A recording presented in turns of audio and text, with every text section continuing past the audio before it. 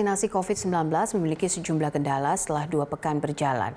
Untuk membahas mengenai problematika seputar vaksinasi COVID-19 ini, kami sudah terhubung bersama anggota Satgas COVID-19, Cheva Wicaksono Pitoyo. Dr. Cheva, terima kasih sudah bergabung bersama kami di Prime Time. Dok, ada pernyataan dari Presiden Jokowi soal masih adanya permasalahan dalam manajemen vaksinasi. Apa sebenarnya yang perlu dibenahi dan poin-poin apa saja dalam sistem manajemen ini yang harus dibold begitu oleh tim Satgas sendiri? Oh iya, jadi mungkin saya akan lebih banyak bicara bukan sebagai orang Satgas, tapi secara keseluruhan sebagai tenaga kesehatan dan juga profesi ya. Jadi memang ketika di awal melakukan program yang massal seperti vaksinasi ini, saya pikir wajar kalau kemudian kita masih mencari belajar dari kelebihan dan kekurangan program ini, dan kemudian ini kan masih sambil jalan kita kumpulkan juga data-data post distribution surveillance-nya, jadi data-data efek yang muncul setelah pemberiannya secara massal lebih daripada trial yang sudah dilakukan. Dan itu sekarang sudah terbukti 250-an ribu kita sudah vaksinasi dalam waktu 2 minggu, jadi mungkin sehari sudah sekitar 15 ribuan itu sudah bisa dicapai.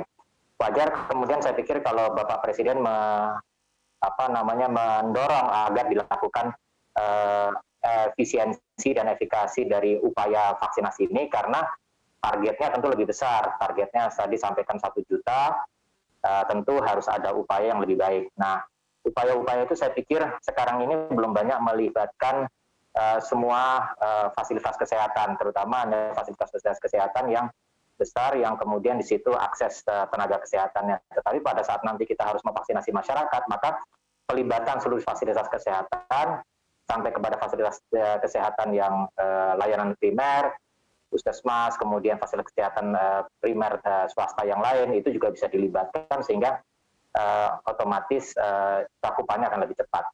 Jadi saya pikir masalahnya adalah memperbaiki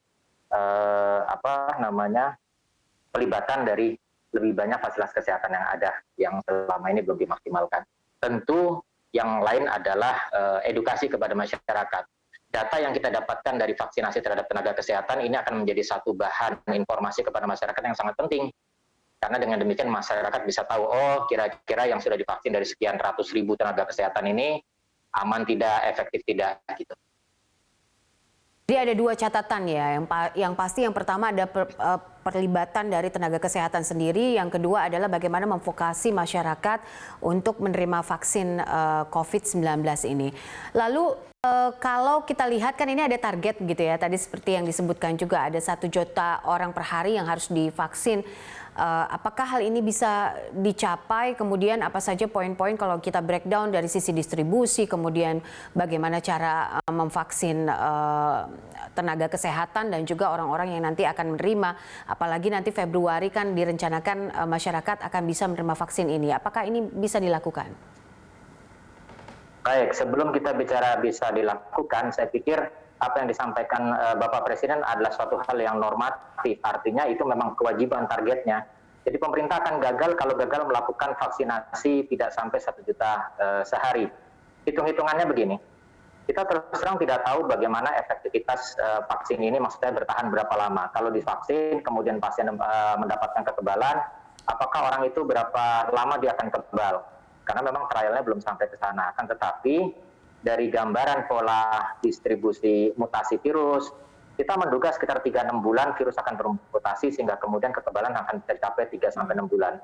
Kita bisa bayangkan kalau kita harus mencapai vaksinasi 180 juta dan itu dilakukan kurang dari 1 juta, maka akan lebih daripada 6 bulan untuk melakukan vaksinasi seluruh target vaksinasi.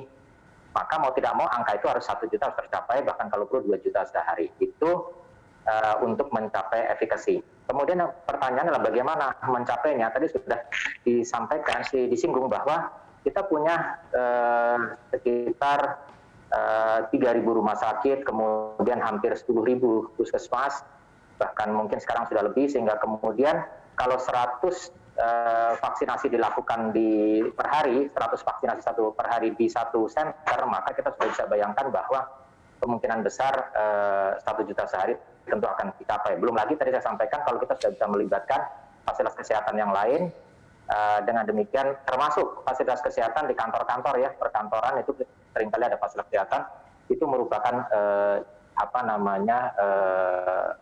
hal yang mungkin akan membuat kita mencapai target tadi. Yang berikutnya adalah kalau berbicara tentang tadi adanya keraguan-keraguan masyarakat, survei kan tidak pernah dilakukan. Survei kita lakukan di sebelum vaksinasi ini dimulai, dan memang kita lihat bahwa 65% masyarakat kita sebetulnya siap melakukan vaksinasi. Ada sekitar kurang dari 10%, mungkin 6-7% saja yang jelas-jelas menolak. Tapi sisanya lagi adalah sekitar 27% yang mungkin masih mau melihat. Nah, saya pikir apa yang bisa kita gambarkan dari apa yang terjadi pada vaksinasi yang sudah terjadi pada tenaga kesehatan, termasuk pimpinan negara, itu akan menjadi satu bahan pertimbangan bagi sekitar 27% anggota masyarakat yang masih ragu tadi. Dan kemudian ketika dia melihat hasilnya, tentu kita berharap bahwa capaian dari vaksinasi yang 70% dari seluruh masyarakat Indonesia ini akan tercapai. Oke. PR kedepannya adalah soal bagaimana implementasi manajemen ini bisa berjalan dengan baik sesuai dengan aturan yang ada, kemudian juga bisa diterima oleh masyarakat hingga ke penjuru Indonesia. Nah, kalau dari catatan Anda sendiri, dokter, apa yang bisa menjadi catatan agar implementasinya bisa berjalan sampai ke penjuru Indonesia dengan 2 sesi ini? Karena kan dari Januari hingga April hingga nanti tahun 2022. Ya, jadi yang paling harus ditekankan sekali menurut saya adalah komunikasi dengan seluruh elemen masyarakat dan juga seluruh elemen pelayanan kesehatan, termasuk organisasi profesi untuk bisa menggerakkan semua. Dan yang lebih penting lagi adalah memahami inilah bagian daripada upaya bersama bangsa ini untuk melindungi dirinya. Jadi bukanlah obat satu-satunya cara untuk menyelesaikan pandemi ini, tapi ini merupakan bagian daripada keseluruhan upaya, termasuk tetap distancing, maskering, kemudian menjaga jarak, kemudian isolasi bagi yang kemudian terkontak dan seterusnya, mencuci tangan. Nah, ketika memahami itu, maka kita harapkan semua orang merasa punya bertanggung jawab.